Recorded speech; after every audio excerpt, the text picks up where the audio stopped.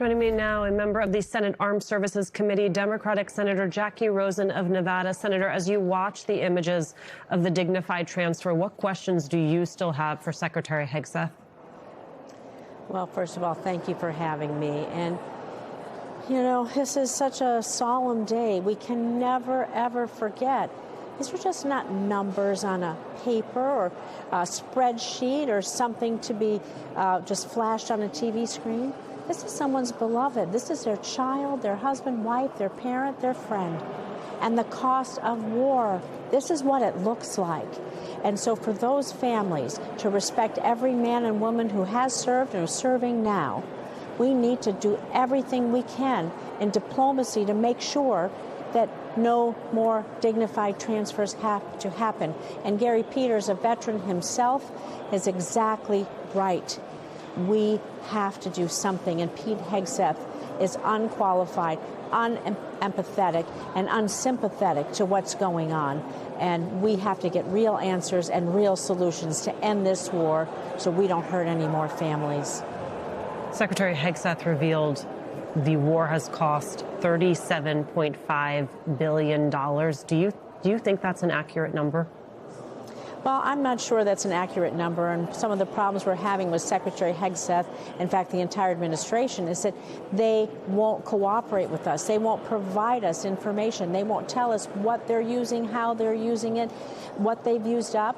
So we actually can put a budget together to plan for replenishing our stockpiles, build out what we need now, and then plan for the kinds of future that we need to not only protect our servicemen and women, but everyone around the world and in this country.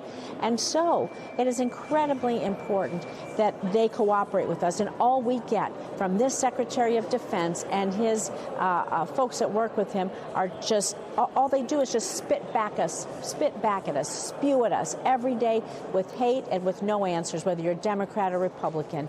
He has to come to the table and talk to us. I think the war has cost us so much more, and certainly the lives we've already lost and the hundreds who have been injured, that is priceless. Senator, I'm thinking about the 4 soldiers who came home today. There are people of color. There are 2 women. Meanwhile, you have a defense secretary who's stopping promotions of black and female soldiers. How are we supposed to reconcile these soldiers' sacrifice, their community's sacrifice, with Hegseth's actions and vision of our military? You know, as far as I'm concerned, he's so disrespectful. He pulls out promotions of people, women, people of color. He's so disrespectful and treats everyone with such disdain. And so this is not how our military should work. It's teamwork, it's collaboration. You're raised on your merits and on your loyalty to this country and your loyalty to your the men and women who you serve with.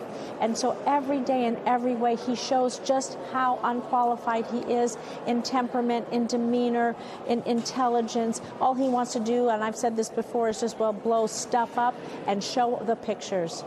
Well, what I want to tell him and the administration is behind those pictures, there's real people, and he's hurting our military in every way and our country in every way, and we are less safe in this war, less safe than we were just a few months ago. Senator, on the broader topic of safety, of security, I want to turn to immigration. You have new numbers released by DHS show that as of July 11th, there were 65,000 people in detention. ICE has ramped up arrests to more than 1,400 daily in July. We know ICE officials have been under tremendous pressure to increase those numbers. What is the impact on your community? Well, I can tell you, I'm sure that you've talked about this, what happened at our Harry Reid Airport just this last weekend, where 2 unmarked, ICE agents, are just in regular clothes, gym shoes with masks, no identification, go into, where everyone, the ticketing area of our airport. People are waiting, seniors with their walkers, wheelchairs, kids with their strollers, their pets trying to check in, employees working there.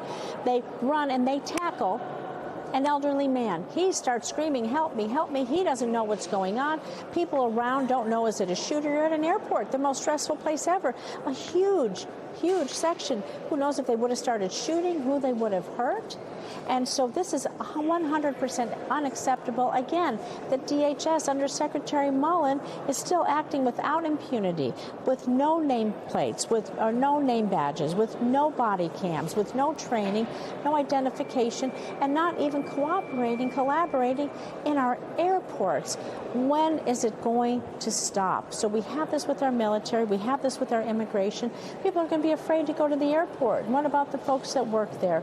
They can't do this. No one is above the law. It is really impacting our tourism, but that's really, it's important in Nevada, but it's just indicative of the problem that's happening in our neighborhoods. Look what happened in Maine. Someone shoots into a moving car. What if that bullet, what if it would have just hit someone walking their dog, gone into somebody's living room while they're watching TV? There are rules. We do not shoot into moving cars if there's no danger, because you can hit innocent civilians. And so, again, this administration is out of control, whether it is ICE, whether it's eliminating our Department of Education, whether it's dismantling our departments of health, whether it's entering into an unjustified war in the Middle East. We are less safe, less secure, and people's lives are no better than when Trump became president. In fact, they're much, much worse. Senator, just real quick before I let you go, and I do have to get to break. Do you plan to vote to confirm DeAnni Clayton? I do not plan to confirm him. His answers were disconcerting. I think I will review it. Maybe it's better than what we have now, but we really have important issues there in their Department of Intelligence. We need a strong professional who's going to do the right thing, again, to keep us safe. And I'll continue to mull it through, but at this point, I'm not sure that I can support him.